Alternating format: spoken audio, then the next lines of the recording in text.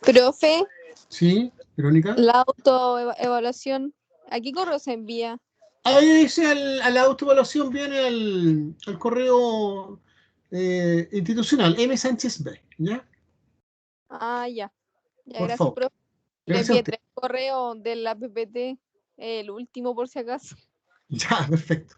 Bueno, insisto, estamos grabando ya esta nueva clase, ¿verdad? Quiero saber si hay algún grupo listo como para exponer, o de lo contrario yo aprovecho el tiempo, pero clarifico que no hay más plazo, no hay más plazo, ya los plazos han sido dados y quien no lo da hoy día obligatoriamente, sí o sí, lo tendría que hacer el día miércoles de la próxima semana. Y si no alcanza o no pueden, o no hay, la nota es 1, ¿ya? Han habido hartos plazos, qué sé yo, y si por alguna razón algún grupo no puede de aquí a la próxima semana, entonces tendría la nota mínima, ¿ya? Así que por eso debemos aprovechar este espacio. Pregunto otra vez, ¿hay algún grupo disponible ahora para presentar su trabajo? No, no lo hay. Ya, entonces aprovechamos de avanzar con lo mío. Profe, Sí, dime, Juan Pablo. le voy a mandar un correo de una compañera de Yasna que ¿Ya? no está en el equipo y para poder entrar tenemos que compartirle el link por si es que la puede agregar, por favor. Ya, pero ahora creo, Juan Pablo, que ahora me implicaría, no sé si puede ahora, no.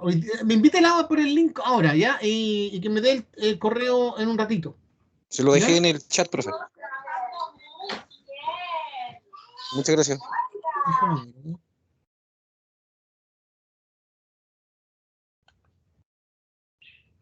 En el chat, en el chat. Profesor, Ujú. Sí. buenas tardes, soy Catalina Caíno. Disculpe, yo estoy en el grupo con José Morales, que le habló que estaba trabajando en la radio.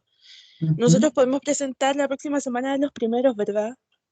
Eso me dice él que lo pueden hacer ya, pero chicos, la próxima semana, último plazo, ya es, Ya. hemos dado 3 semanas ya para este Sí, trabajo profesor. y si me están haciendo alguno ahí eh, ocupando Sí, mucho no, tiempo, el miércoles ¿ya? a primera hora somos nosotros, no tenemos problemas. Que hoy día estábamos preparados, pero justo los otros compañeros hablaron primero y José después entró a trabajar. Ya, ya. Ya, Bien, muchas gracias. entonces, ya, Juan Pablo, no puedo agregarlo ahora, tengo que salirme del grupo y ahora no la puedo agregar a la Yasna, ¿ya? Así es que otro día invítenla a ustedes, por favor, ahora, ¿ya? Sí, Y profe, sí, ya está en la sala. ok, perfecto. Entonces vamos a ir adelantando un poquitito lo que yo les decía. Me avisan cuando se pueda ver ya lo que quiero compartir con ustedes. Eh,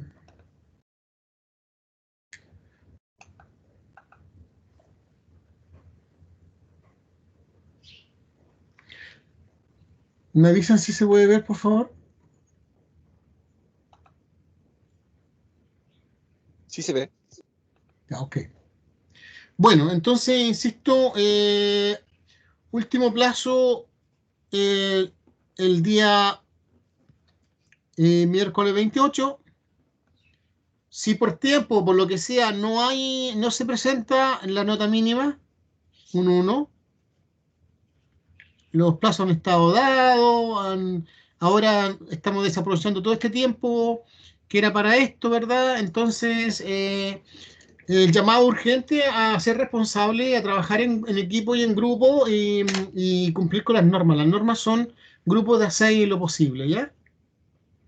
Siempre hay posibilidad de hacer algún ajuste, qué sé yo, pero en lo posible poder responder con esto, ¿ya? Bueno, entonces me queda a mí aprovechar este momento para ir acercándome al segundo modelo que vamos a trabajar, ¿ya? El primer modelo ya está trabajado, que tiene que ver con el Van Gogh, ¿verdad? Y ahora me interesa a mí que conozcamos el modelo del enfoque ontosemiótico. Y este enfoque ontosemiótico para que ustedes puedan entenderlo, tienen que haber conocido algo de Brousseau y las situaciones didácticas que hemos visto en clases anteriores.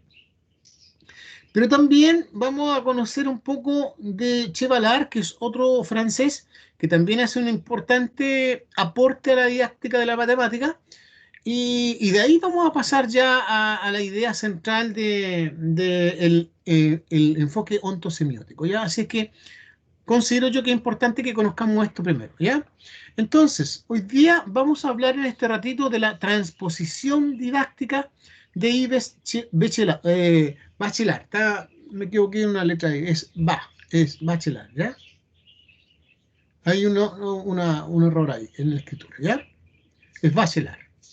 Bueno, ¿qué nos dice Bachelard? Nos dice que los contenidos o conceptos matemáticos se llaman, o le llaman él le llama saber sabio, ¿ya? Todo lo que los científicos descubren, todo lo que en ciencias llega, todo lo que en matemática también llega, para él entonces sería como un saber sabio. Y ese saber sabio se debe entregar en educación, se debe entregar a los niños y niñas, ¿ya? Y como los niños y las niñas, ustedes muy bien lo saben, se encuentran en algunos estadios que poseen algunas características que no les permiten a veces entender algunas cosas. Entonces, esos saberes sabios se deben adaptar para que se puedan entregar de una manera en que puedan ser entendidos por los niños y niñas, ¿ya? Entonces, Bachelard a eso le llama la transposición didáctica, es decir, cómo yo transformo un saber original científico a un saber apropiado y entendible para los niños, ¿ya? Eh, Pensemos, por ejemplo, en la enseñanza de los átomos. Es una situación súper compleja, ¿verdad? De partida los átomos no se ven, no se pueden ni siquiera ver. ¿Cómo le hablamos de algo que no podemos mostrar al niño? Que el niño tiene una idea bastante concreta de muchas cosas, ¿no? Entonces es complicado aquello, ¿cómo podemos hacer eso, no? Entonces ahí este señor que también es de origen francés empieza a referirse a la necesidad de hacer una transposición didáctica, ¿ya? Entonces, este señor nos habla de un saber sabio, como yo le decía, que es un contenido científico propiamente tal, ¿ya? Elevado. Y este saber sabio está considerado en un saber a enseñar. El saber a enseñar se refiere al contenido curricular que los programas de educación tienen. Entonces tenemos que hablar, no sé, pues de electricidad. Tenemos que hablar, por ejemplo, de átomos. Tenemos que hablar de el número de Avogadro en química. Tenemos que hablar de la velocidad de la luz. Tenemos que hablar de ondas. Tenemos que hablar de números enteros. Tenemos que hablar de irracionales. Entonces, todos esos contenidos curriculares que vienen de un saber sabio, se consideran importantes que los conozcan en las escuelas y en los colegios. Y por eso el currículum los toma entonces. Entonces ese es un saber a enseñar.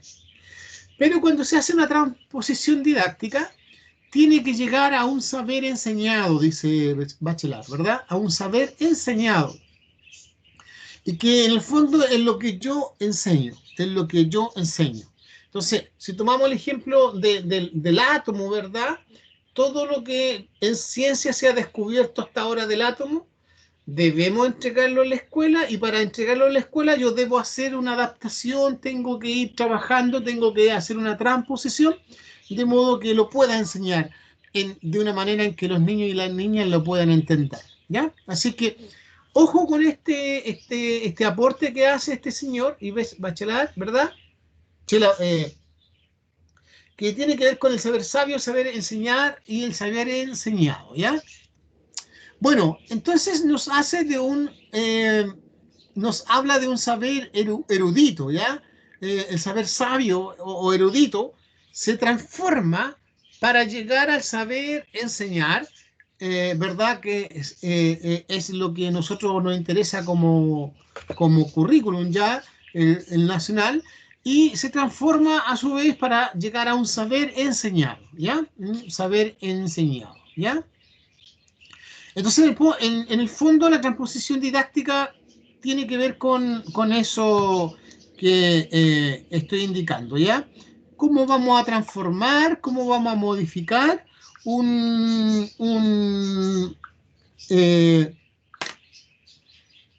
un, un saber o un contenido sabio o erudito en un saber, digamos, enseñado? Eso implica una, entonces, transformación, ¿ya? Bueno, el objeto de saber sabio, entonces, se transforma para convertirse en un objeto a enseñar, ¿ya? Eh, pero lo que nos dicen aquí, hay que tener cuidado al manipular ese saber sabio para convertirse entonces en un saber enseñado. ¿Por qué? Porque muchos de los saberes que se realizan eh, eh, y que nacen en alguna situación determinada, es como, por ejemplo, que nosotros hablemos de la formación del salitre hoy día, del salitre, ¿no? El salitre tiene hoy día un proceso mediante el cual se elabora y se comercializa y se utiliza, ¿verdad? Eh, pero no hay que olvidar de dónde viene, cuál es su origen, ¿verdad? Eh, el origen de él, de este por lo menos elaborado, tiene que ver con la guerra mundial, ¿verdad? En la cual a Alemania se le priva, no le venden ya salitre natural, entre otros datos históricos interesantes, que Chile era uno de los que vendía y explotaba el salitre del norte de Chile, aunque entre comillas nomás, porque la verdad es que las salitreras estaban en manos de extranjeros, ¿verdad? Mayoritariamente eran los ingleses, estaban a cargo de la salitera, así que por decir que estaban aquí en Chile, en ese tiempo más encima eran territorios peruanos o algunos también de Bolivia, ¿verdad? Entonces, cuando se le priva a Alemania de este elemento que es muy importante para otras cosas, armamento, cosas así, municiones, Alemania se ve en la obligación de empezar entonces a buscar alternativas y logran finalmente descubrir la forma de cómo hacer un salitre sintético, ya no natural, y era más barato que el natural, por lo tanto ahí quedó todo el resto del salitre, no se comercializa. Entonces, lo que nos piden aquí es que nosotros cuando entreguemos un saber enseñado, no olvidar que parte de un saber sabio, pero que ese saber sabio nace en un contexto determinado. No hay que descontextualizar lo que enseñamos. No hay que despersonalizar lo que estamos enseñando o entregar algo en forma ahistórica, ya fuera de la historia, separado del origen real de la problemática, ¿no? Eh, Hoy día tenemos una situación de pandemia en el mundo y está haciendo trabajar fuertemente a los científicos para descubrir un medicamento o una vacuna efectiva, ¿no? Y seguramente esto va a seguir siendo trabajado hasta que ya deje de ser un problema tan grande, ¿no? Esperamos que sea pronto. Pero esto que se logre descubrir ahora, o lo que se está descubriendo ahora, es un saber sabio que está en este contexto. Entonces, cuando años más atrás, perdón, años más adelante, cuando se enseñe esto, se tendrá que enseñar también que el medicamento o la vacuna se hizo a presión, porque había mucha gente enferma, gente que se iba muriendo, en fin. Entonces, el saber tiene que ser cuidadosamente transformado para ser enseñado. No es al lote, la transposición tiene que ser de la forma más adecuada posible, ¿ya? Entonces, Chevalar nos dice eso, ¿ya? Chevalar nos dice esa situación. Y entonces nos habla de la necesidad de un concepto interesante del cual habla Chevalar, que dice que es la vigilancia epistemológica. ¿Y a qué se refiere esta vigilancia epistemológica? Simplemente a ver que lo que se enseña sea fiel al saber sabio. Sabemos que el saber sabio se tiene que transformar para que sea entendible por el niño o la niña, pero que esa transformación no sea tan exagerada y que la calidad de la enseñanza corresponda, porque no sea algo tan alejado del saber sabio, ¿ya? Así que hay que tener cuidado que no ocurra una desconexión entre el saber sabio y el saber enseñado, ¿ya?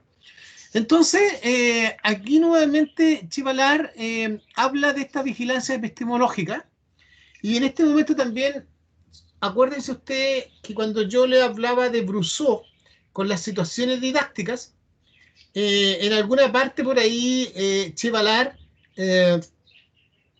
empieza también a leer a Brousseau y se da cuenta que le encuentra razón en muchas cosas, y prueba de ello es que en el triángulo didáctico que propone Brousseau, Chevalar va y propone un cuarto elemento, ¿verdad? Que es el medio, ¿no? Que es el medio.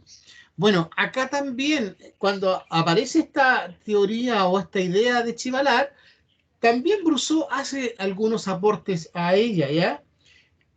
Y ambos coinciden en que esta transformación del objeto del saber al objeto de la enseñanza debe tener esta vigilancia epistemológica. O sea, coincide Brousseau con Chevalar que hay que tener cuidado, que no se deforme tanto, que no cambie tanto, cosa que sea fiel a su origen, de una forma más sencilla, más simple, pero que sea fiel a su origen, ¿ya?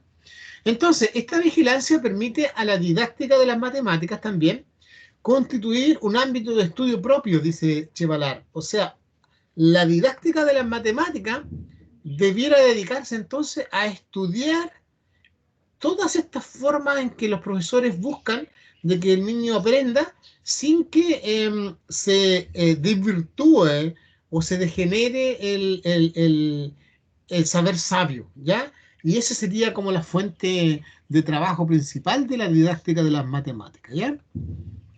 Bueno, también Chevalar nos dice que este sistema, esta transposición didáctica se da en un contexto. ¿Cuál es el contexto? Es el sistema didáctico escolar, ¿ya?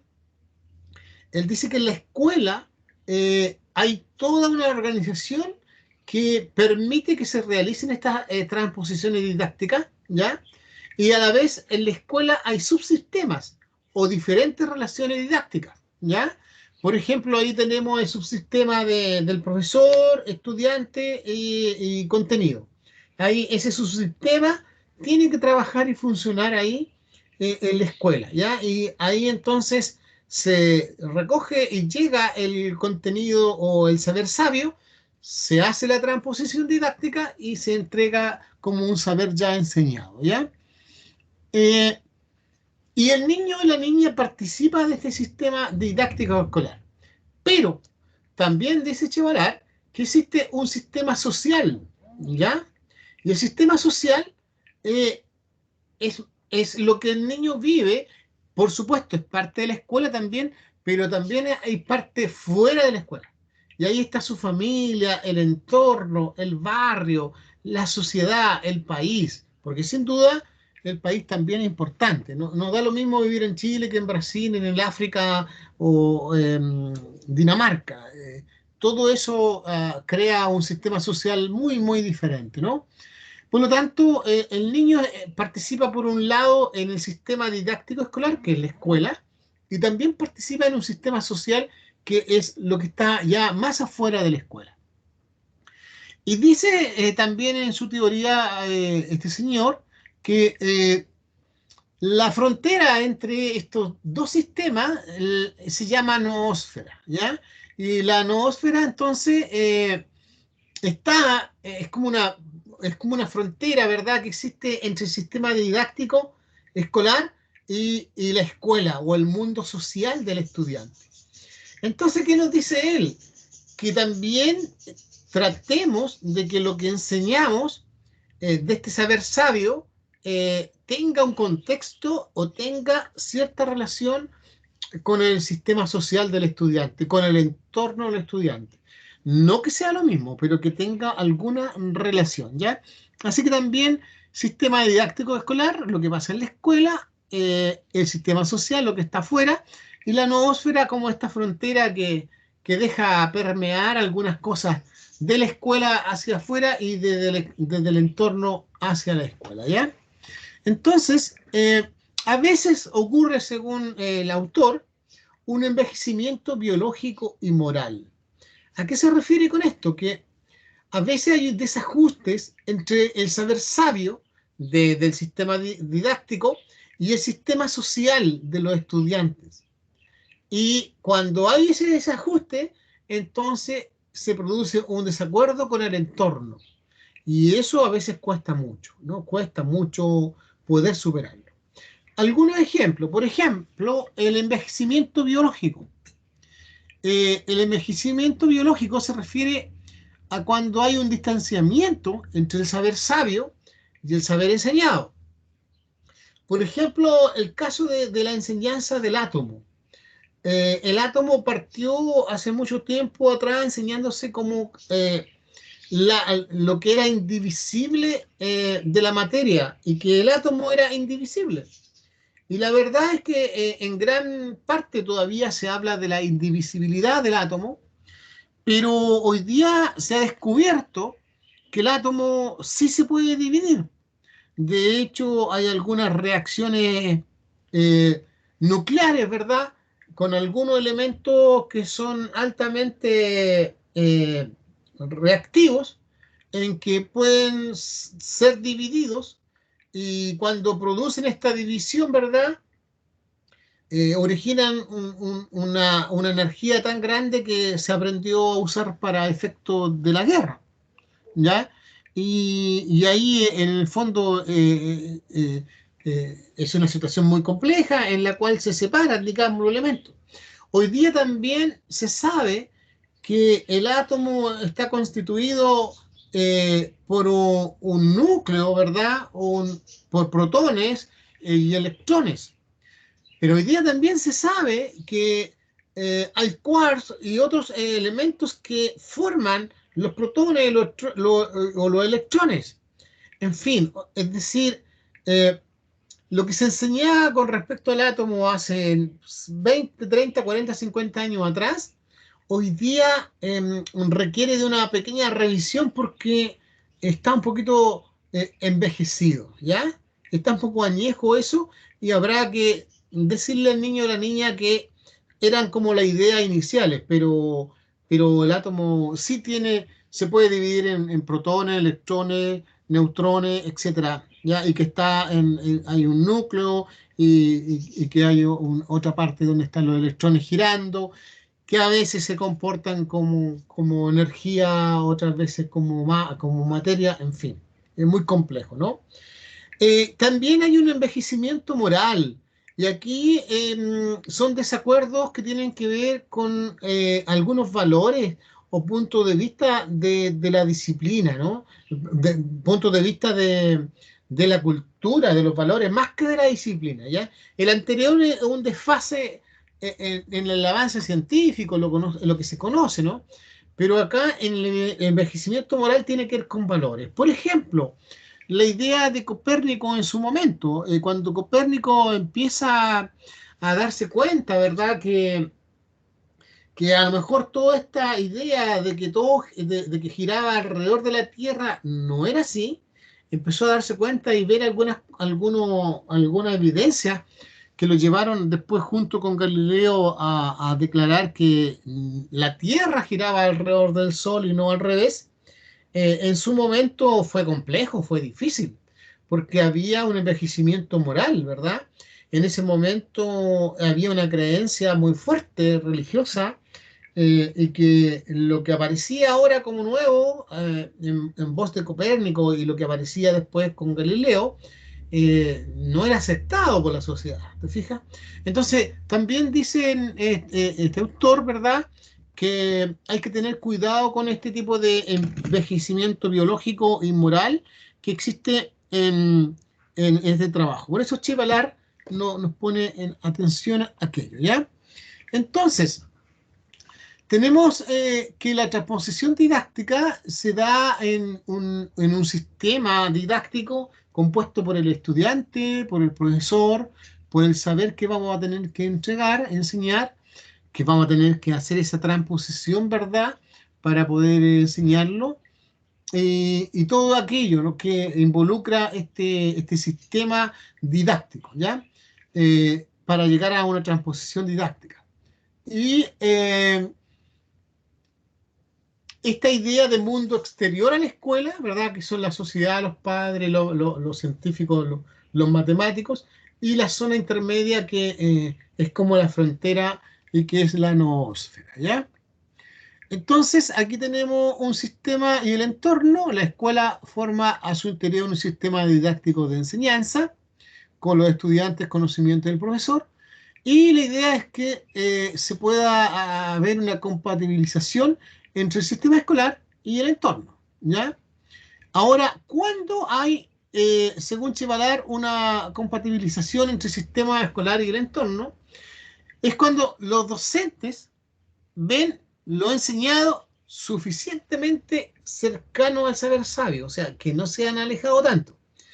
Y los padres ven que lo que sus hijos están aprendiendo está suficientemente alejado de lo banal, ¿ya? O sea, por un lado el profesor ve que está bien cercano lo que se ha enseñado a cómo es en la realidad en el saber sabio, y la familia al revés como que ve que está aprendiendo algo que no es tan banal, no es tan trivial, sino que algo más, ¿no?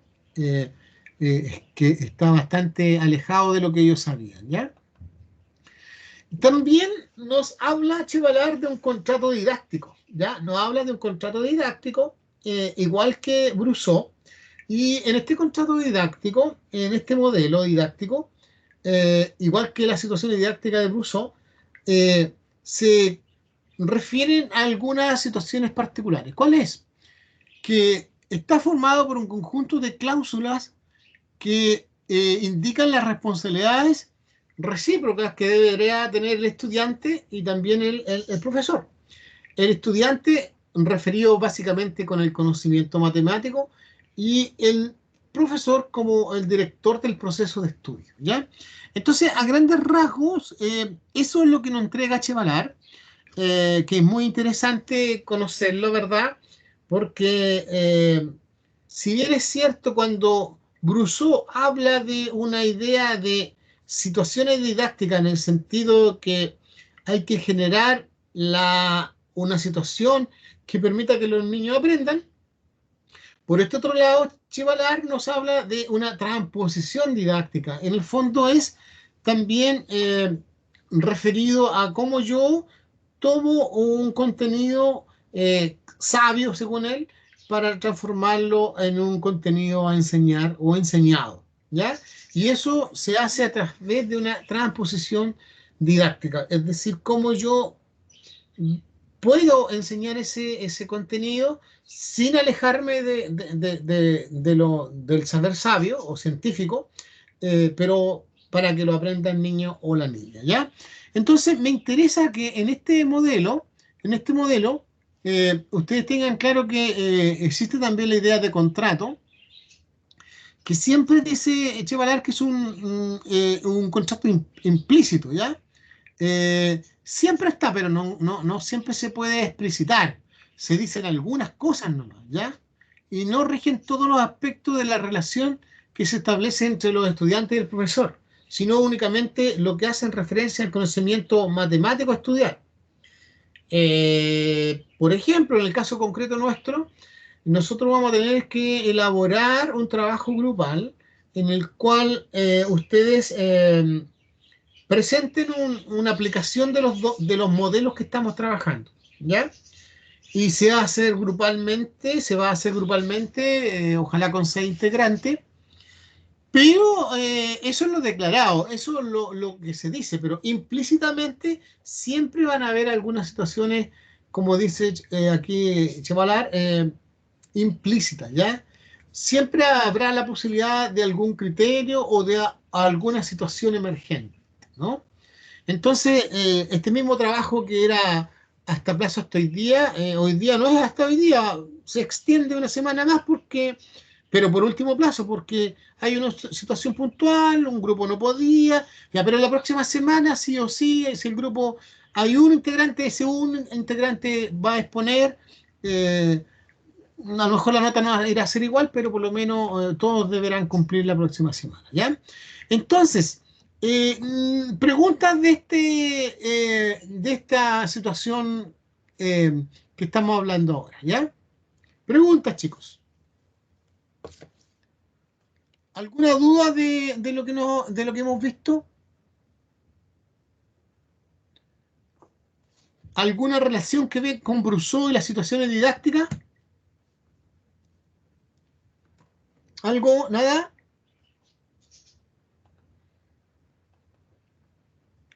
Profe, Dime. el año pasado, en un trabajo que tuvimos que hacer de ciencia, ¿Ya? nos habían repartido diferentes temáticas de un libro que igual era un libro bien alto. Me refiero al cómo estaban tratados los contenidos. Era muy ¿Ya? técnico, muy específico.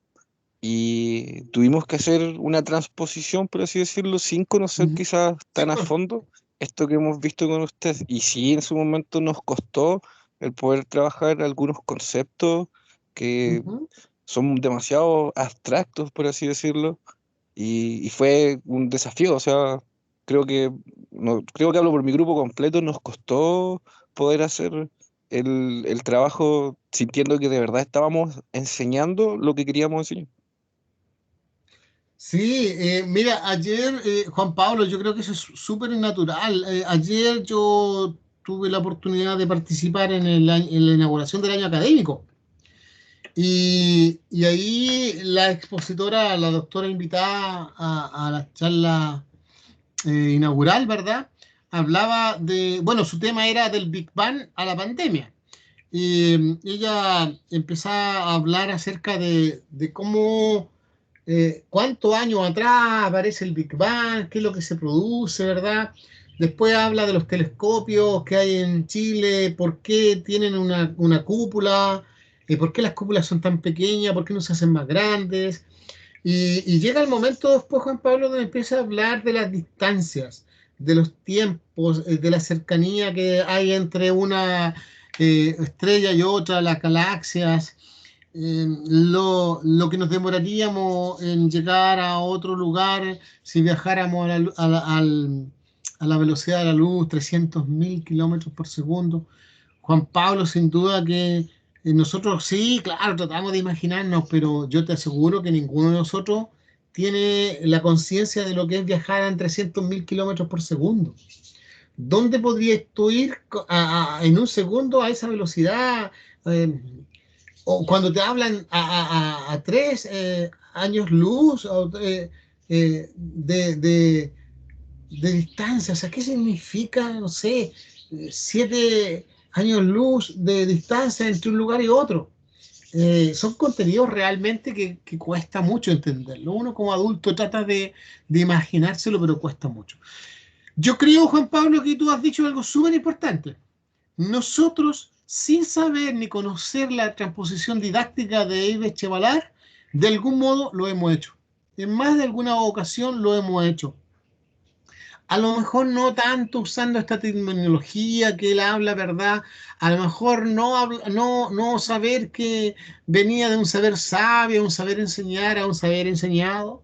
A lo mejor eh, sin tener conciencia, a lo mejor de que no hemos tenido una vigilancia epistemológica ahí guardando la debida protección al conocimiento original y propio con respecto a lo que estamos enseñando al final, ¿verdad?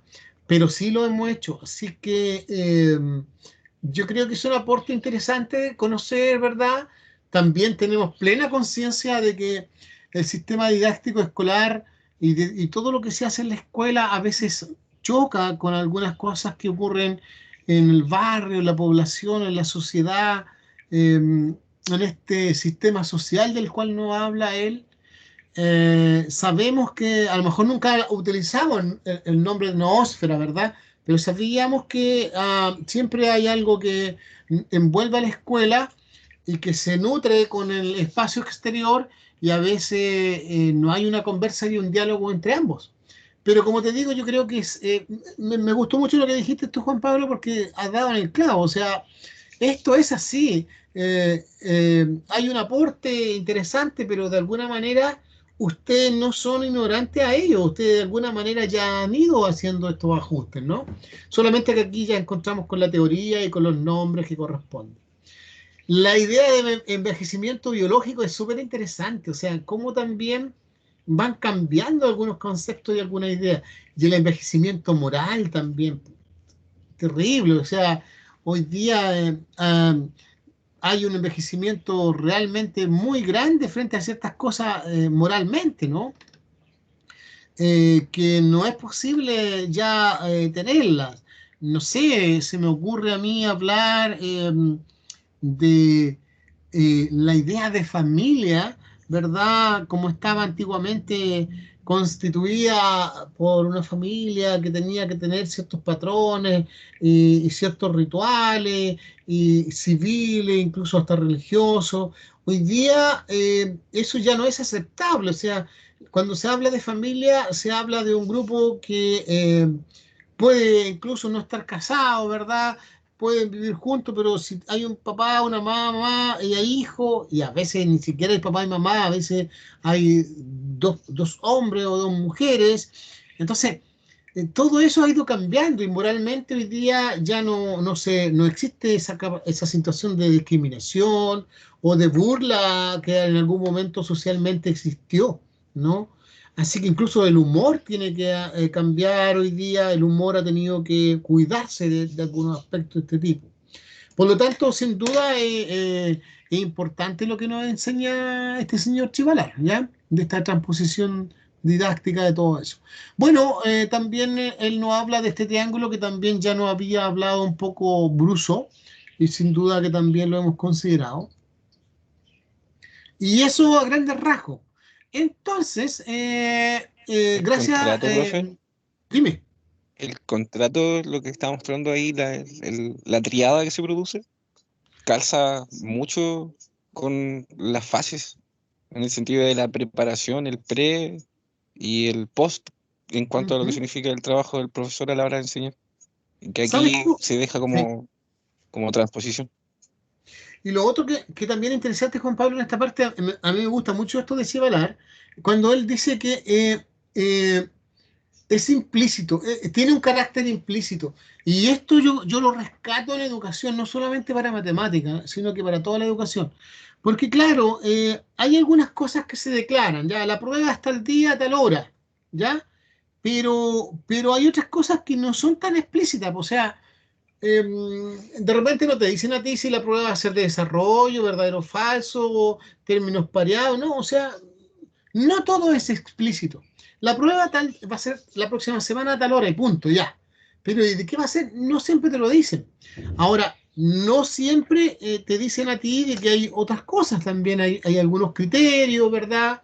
Eh, que sí o sí tienen que darla, pero y si de repente hay un problema con la electricidad o no hay una conexión, ¿cómo voy a ser tan riguroso yo? ¿Cómo voy a no empatizar con una situación determinada? ¿Te fijas? Entonces, es- implícitamente hay muchas cosas de por medio que siempre un profesor debiera tener en cuenta. Por eso yo digo que en muchos aspectos de los que estamos viendo ahora, primero con Brousseau y luego con Chevalar, son situaciones que están en el campo de la didáctica matemática, pero son perfectamente aplicables también para otras disciplinas, ¿ya? Y bueno, chiquillos queridos, cuando yo he hablado de Brousseau y he hablado un poco de Chevalar, con estas ideas que ya hemos manejado, nos podemos entonces acercar a la idea ya de el enfoque ontosemiótico. No sé si lo están viendo por ahí. ¿Sí? ¿Se ve o no?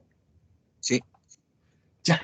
Este enfoque ontosemiótico va a ser el segundo trabajo que ustedes tienen que aplicar. ¿Ya, chiquillos queridos? Van a tener que ustedes aplicar este modelo. Insisto, el primer trabajo que deben de hacer es preocuparse de ir elaborando ya pensando cómo vamos a diseñar una clase en base a un nivel, a un curso determinado, quinto, cuarto, tercero, ustedes verán, qué contenido vamos a trabajar, vamos a seleccionar, qué objetivo y los indicadores. Y preparamos nuestra clase pequeña, pero la vamos a resumir y la vamos a presentar, qué haríamos. Y entonces en cada parte de la que haríamos estaríamos relacionándola con una de las fases de Van Hill, ¿ya? Ese es el primer trabajo que tienen que hacer. Y obviamente como Van Hill tiene que ver con geometría, este trabajo tiene que ser con geometría. Pero el segundo enfoque va a ser el ontosemiótico, ¿ya? Y que es el EOS, enfoque ontosemiótico, ¿ya? Y quien lo hace o quien parte con este enfoque ontosemiótico es Godino, ¿ya? Juan Díaz Godino, ¿ya? Pero ustedes lo van a ver muchas veces por ahí como Godino simplemente. Y no es raro que encuentren artículos entre Godino y Batanero. Y bueno, Batanero es mujer y Batanero es la esposa de Juan Díaz Godino, ¿ya? Así que también un dato interesante. Y un dato súper importante, interesante. Vamos a traer a Batanero a la universidad, por lo menos a una charla virtual, así que ustedes van a poder conocerla. Así que mucho ojo con lo que voy a explicar ahora, porque podrían preguntarle algo a ella cuando venga este año a conversar con ustedes, ¿ya? Bueno, ¿qué quiero decirle de este enfoque? Primero, vamos a aclarar algunas ideas, ¿ya? Yo algo le he hablado anteriormente, pero yo creo que no se acuerdan, por eso ahora ya tienen que tomarlo en serio, ¿ya? Epistemología quiere decir el estudio de cómo se logra conocer algo, cómo logramos un conocimiento. Epistemológicamente, entonces, se cree que el niño aprende de tal forma. O sea, así se cree que se aprende. Ahí sabemos qué es detrás, ¿ya? Cómo se origina el conocimiento, ¿ya? Entonces la palabra epistemología se refiere a eso, al estudio de cómo se logra el conocimiento, ¿ya? Entonces, epistemológicamente, el enfoque ontosemiótico tiene un origen. Para eso vamos a tener que separar el concepto en onto, que significa objeto, y semiótico, significado. Por lo tanto, cuando estamos hablando de enfoque ontosemiótico, estamos hablando de un enfoque que tiene que ver con el significado de los objetos matemáticos, ¿ya? Para el estudio y la enseñanza de la disciplina, ¿ya? Ontosemiótico, entonces, es el estudio del significado de los objetos matemáticos para el estudio y la enseñanza de la matemática, ¿ya? Bueno, dicho esto, tengo que decirles que el enfoque ontosemiótico nace en España, justamente con Godino, Batanero y otros, ¿ya? Eh, en un programa de doctorado que se daba en Granada. Ya en Granada, en España, había un programa de doctorado en didáctica de las matemáticas, y ahí Godino y Batanero y otros enseñaban todas las didácticas, todo el aporte didáctico que existía, Brousseau, de lo que decía Chevalar, Bachelard y otros más, ¿ya? Entonces, ellos se dieron cuenta de que todas estas teorías eran bastante buenas, pero no eran tan precisas ni eran muy claras en algunos aspectos. ¿Ya? Entonces ellos vieron la necesidad de a lo mejor trabajar algo un poquito más integrado con estas cosas, ¿ya? Cómo poder articular todos estos aportes didácticos que existían a la fecha, ¿ya? Y por lo tanto, juntaron muchos aspectos didácticos de Brousseau, de Chevalar, Bachelard y otros más, y crearon un nuevo modelo, ¿ya? Un modelo un tanto híbrido, ¿ya? Un modelo didáctico que era un poco híbrido, porque tomaba una parte de cada uno de ellos, pero además clarificaba algunas ideas que hasta ahora no estaban tan claras, ¿no? Así que lo primero que quiero decirles es eso, que nace a la luz de un programa de doctorado en Granada, España, y que recoge todo lo que había hasta ese momento en didáctica de la matemática, dentro de los cuales eran muy importantes los franceses, porque ustedes se darán cuenta que tanto Chevalard como Brousseau son de esas corrientes, ¿verdad? De esos países también y muy dedicados a ello, ¿ya? Por lo tanto, crean este nuevo enfoque que es una mezcla de varios aspectos de ellos, ¿ya? Entonces, este doctorado permitió conocer las teorías y de ahí entonces surgió este híbrido teórico, ¿ya? Para trabajar la didáctica en la matemática. Ellos leyeron mucho y vieron muchos aportes de Brousseau, de Chivalard, de Bernaut, de Ambrosio, Steiner, entre otros. O sea, ellos estudiaron teorías de varios personajes que entregan pistas de cómo trabajar la matemática, ¿ya?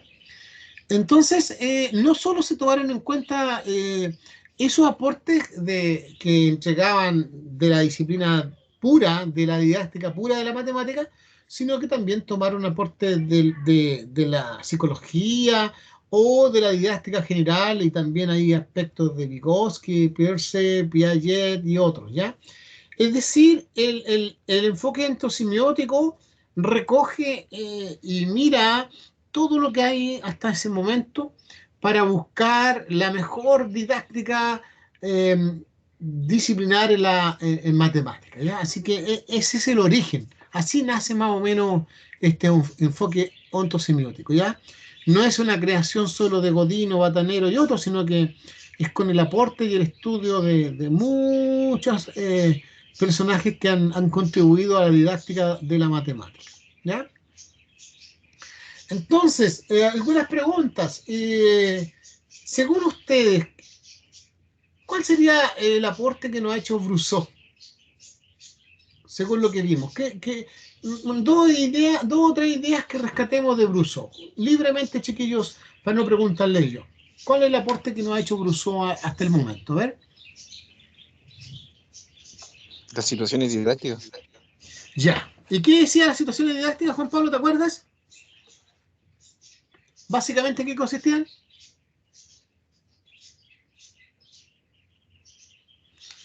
Básicamente decía que cuando un profesor quiere enseñar algo, debe generar una situación en la cual el niño o la niña debe participar o debe hacer, porque a través de esa acción él podría llegar a aprender, ¿ya?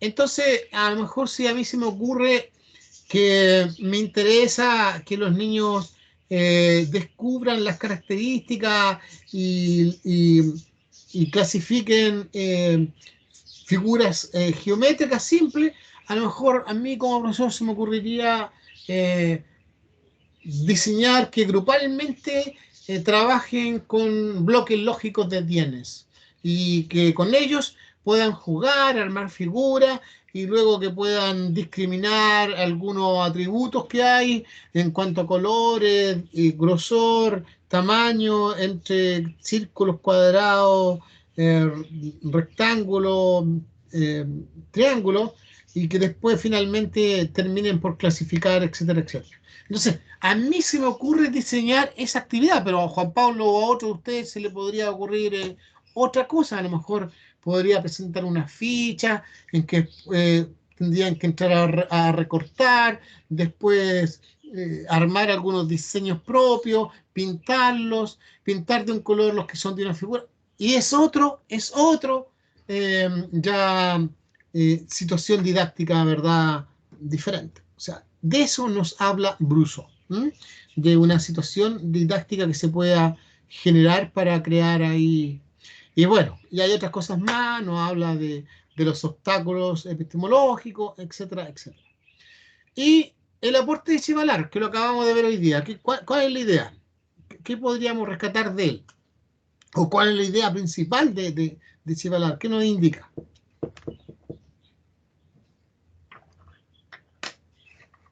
¿Quién me ayuda? ¿Quién me colabora? ¿Cuál sería la idea de este señor?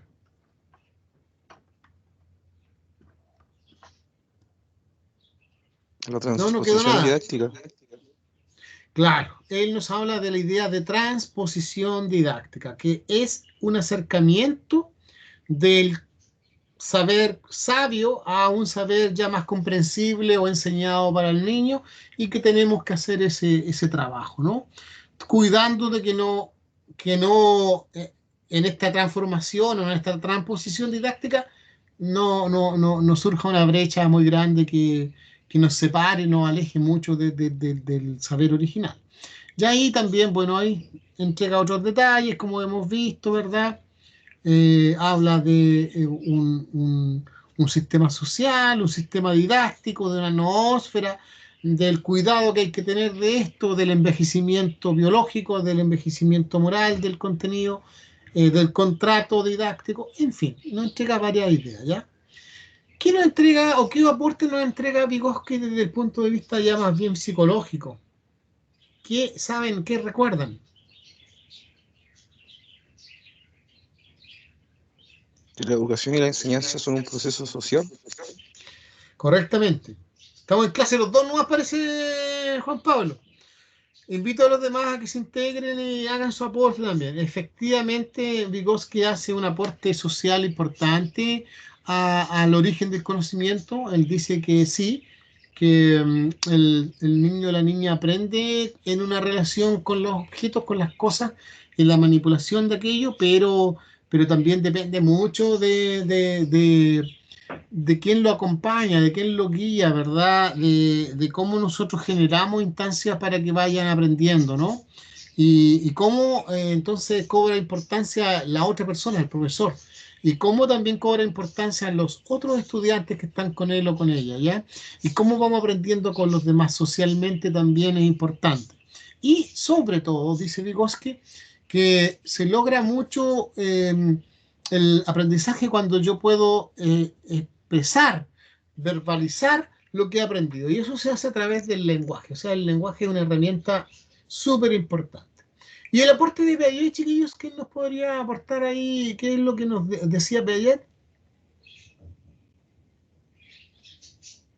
Las etapas cognitivas.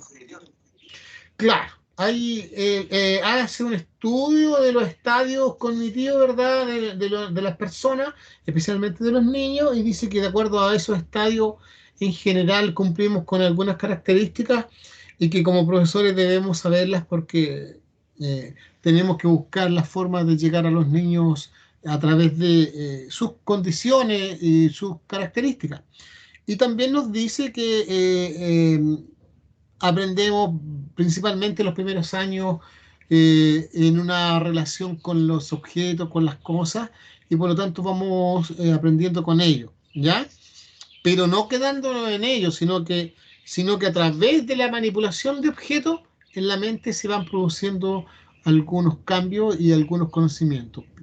Pero en el fondo el conocimiento es algo cognitivo, ¿no? Es algo que tiene que ver con la mente, no es algo tan, tan observable como el conductismo, que te enseña una acción propia, una acción medible, una acción explícita, ¿no? Acá el aprendizaje se produce en la mente del niño, pero se ayuda Igual que con objetos. la importancia de los primeros años de vida. Exactamente, sí, sin duda, importantísimo, ¿no? Eh, Nos falta darle una claridad al respecto. Dime. ¿No el aporte que hizo al constructivismo? Sí, por supuesto, ¿no? Bueno, a grandes rasgos, entonces, como vamos viendo, este enfoque ontosemiótico, yo creo que aquí vamos a terminar. eh, nos Me quiero quedar con esta idea, ¿no? De que el enfoque ontosemiótico, que vamos a tener que conocer un poquito más y vamos a tener que ir viendo qué vamos a aplicar de ello, es un enfoque que toma el aporte de diversos didactas, tanto de la disciplina propiamente tal de la matemática, que en su mayoría eran franceses, como también aportes de la psicología y de la didáctica general y ellos arman, digo, este modelo híbrido para poder ir enseñando entonces y aprendiendo la matemática, ¿ya? No he dicho nada todavía del enfoque autosemiótico, estoy simplemente diciendo hasta ahora el origen, cómo nace. Pero ya vamos a ver en las próximas clases en qué consiste, ¿ya? Yo por ahora quiero recordarle entonces que en la próxima semana sí o sí tienen que presentarme todos los trabajos. Y ahí terminamos. El último plazo es la próxima clase, ¿ya? Así que lo invito a no tener ninguna excusa y el trabajo sí o sí se presenta a los que le queda.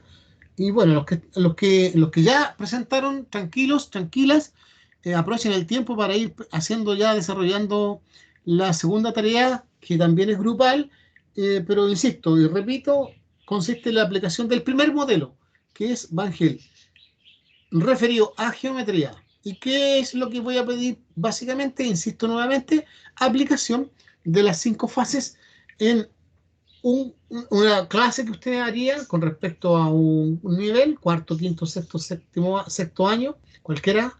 El contenido geométrico tiene que ser geometría. El objetivo, ¿verdad? ¿Cuál sería el objetivo? Los indicadores. Y ustedes arman una propuesta de una clase ahí. Y ahí entonces lo que van a tener que decir, en esta parte estamos aplicando la fase número 1, en esta otra parte vamos a hacer tal cosa, y estaríamos aplicando la fase 2 y así sucesivamente, ¿ya? Eso es, pues, no sé si les queda claro, de lo contrario nos estamos despidiendo, yo voy a dejar hasta aquí nomás, me acuerdan que aquí quedamos, voy a poner aquí quedamos, voy a poner aquí quedamos, ¿ya? Aquí quedamos, ¿no? Voy a poner aquí quedamos, porque la memoria quedamos con rojita para que continuemos con el enfoque ontosemiótico en la próxima clase. ¿Ya? Entonces, de esta manera, queridos chiquillos y chiquillas, cuídense mucho, que estén súper bien. Nos estaríamos viendo ya entonces el miércoles. No se olviden, ustedes son los que deben terminar de presentarlo, ¿ya? Y eso, pues, ¿algo que decir? ¿Alguna cosa que aportar, chiquillos? ¿Todos bien? ¿No hay problema? ¿No hay problema en el curso, las clases, nada? Vamos a dejar de grabar ya. ¿No? ¿Cómo lo hago? Está grabando. ¿Qué pasó, chiquillos? Que no me da la opción de detener la grabación. A lo mejor no habíamos grabado. Si sale como que está grabando. ¿Sí, todavía? Ya, déjame ver entonces. Ya, muchachos. Ahí sí. Entonces, nos vemos el próximo miércoles, que estén bien. Juan Pablo, ¿tú eres el delegado ahora del curso?